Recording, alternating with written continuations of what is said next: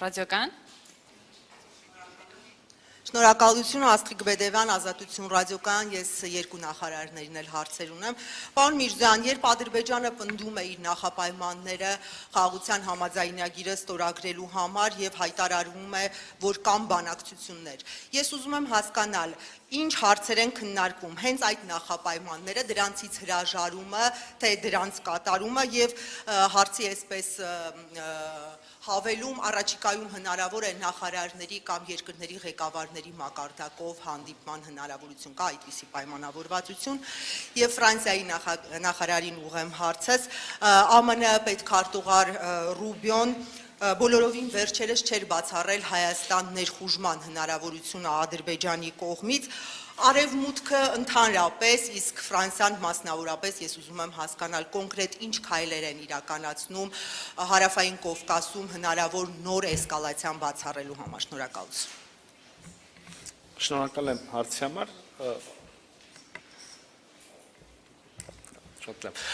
Ուրեմն գաղտնիք չի, որ այսինքն այս թեմաները, հարցը, որը դուք տալիս եք եւ առհասարակ դրանց հետ առնչվող թեմաները շատ լայնորեն հրապարակավ քննարկվում են, այդ թվում եւ դուք Տիկին Բեդևյան, այդ թվում եւ հենց այս սրահում ինձ ուղիղ այդ մասին հարցելու բազմաթիվ առիթներ եք ունեցել, այսինքն Ադրբեջանը նշում է պայմաններ, որոնց կատարումը ըստ ադրբեջանական կողմի պետք է ավելի դյուրինացնի խաղաղության պայմանագրի կնքումը, ինչ վերաբերում է պայմանների մի խմբին, օրինակ Միսկի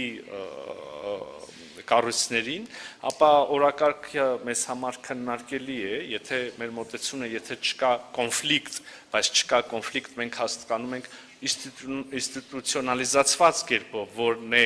ստորագրված, ավերացված կամ այսինքն շատ ավելի պատկերացնելի շոշափելի խաղաղություն, ապա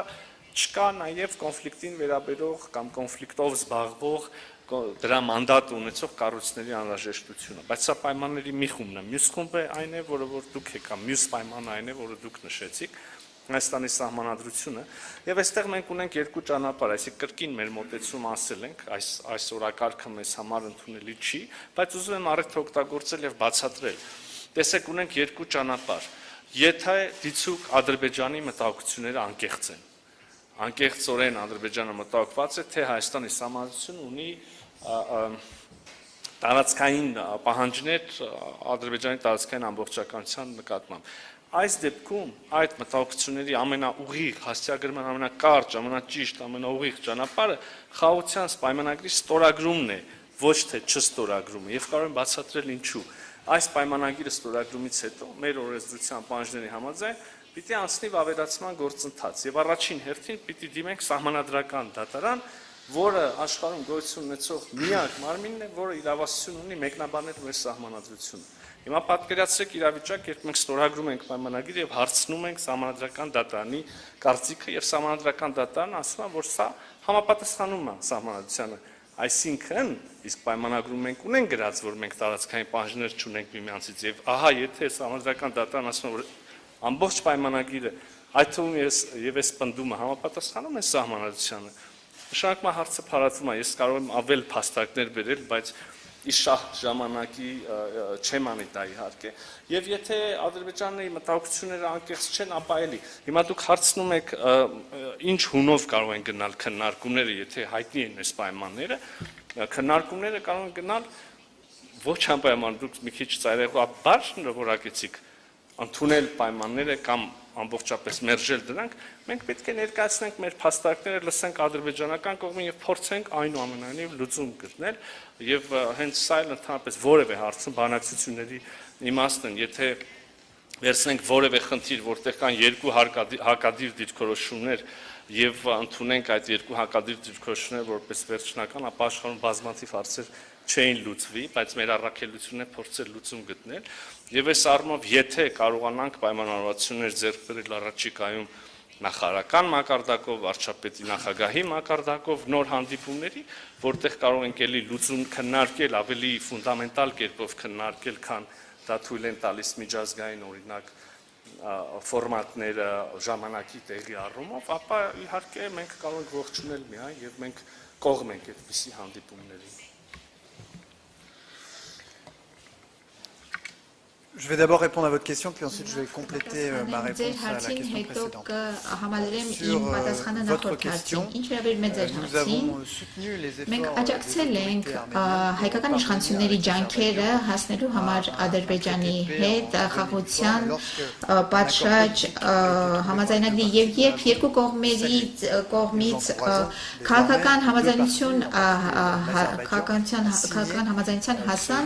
մենք ողջունել ենք եւ մենք քաջալերում ենք Ադրբեջանին ստորագրել այս համաձայնագիրը, որպեսզի այսպիսի տարածաշրջանում, որը շատ կարևոր է, կենտրոնական դեր ունի եւ դրա առիթը կունենանք խոսելու Երևանյան երկխոսության շրջանակում հաղորդակցության կապակցության հանգույց է շատ կարևոր Եվրոպայի համար, շատ կարևոր է, որ այդ համաձայնագիրը ստորագրվի։ Մի քանի շաբաթ առաջ նորից լարվածություններ ի հայտ եկան, մենք զսպվածության կոչ արեցինք, որովհետև այսքան մոտ խաղաղությանը իսկապես ողբերգական կլիներ, որ բռնության պատճառով եւս մեկ անգամ հարցի տակ դրվի խաղաղությունը։ Ես եւս մեկ անգամ նշում եմ, որ մենք ցանկանում ենք, որ քաղաքական համաձայնության կարողանան գալ եւ համաձայնագիրը ստորագրվի։ Հիմա կվերադառնամ նորից նախորդ հարցին Ռուսաստանի եւ Ֆրանսիայի միջև անհամաձայնությունների նույնիսկ որոշակի թշնամանքի մենք Ֆրանսիան, Եվրոպան, մենք պատերազմի մեջ չենք ոչ Ռուսաստանի դեմ, ոչ ռուս ժողովրդի դեմ, սակայն մենք դիմադրում ենք պուտինիզացիային, այսինքն ուժի միջոցով եվրոպական մայրցամաքի վրա սահմանների վերագծմանը։ Այս սկզբունքը մենք չենք կարող ընդանել, դրա դեմ մենք դիմադրում ենք, այդ դիմադրությունը դրսևորվում է մեր աջակցությամբ Ուկրաինայի սուվերենությանը, անկախությանը եւ տարածքային ամբողջականությանը եւ նրա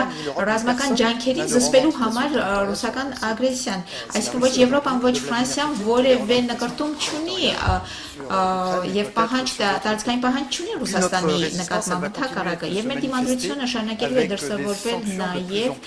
գնալով ավելի ու ավելի ծանր պատժամիջոցների միջոցով, որոնք կփորձեն ետ մղել կամ գոնե պատերազմական ջանքը Վլադիմիր Պուտինի վարած պատերազմի ջանքը ավելի անտանելի դարձնել, որովհետև մեր ցանկությունն է, որ պատերազմը դադարի եւ բանակցություններ սկսվեն։ Ուկրաինացիները արդեն պատրաստ են, հիմա հերթը Վլադիմիր Պուտինինն է։